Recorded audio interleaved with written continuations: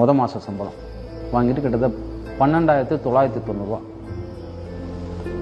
நான் எப்படி டீல் பண்ணேன்னா, அப்போ எங்கள் அம்மா களை பறிச்சிட்டு இருக்காங்க. அந்த பேங்க்கில் இருக்கும்போது அந்த 12,990 ரூபாயை ஒரு 10 ரூபா சேர்த்து 13,000 ஆக்கி அந்த பேங்க்கிட்ட சொன்னால் எனக்கு 10 ரூபா கட்டாக தாங்க, 13 கட்டு.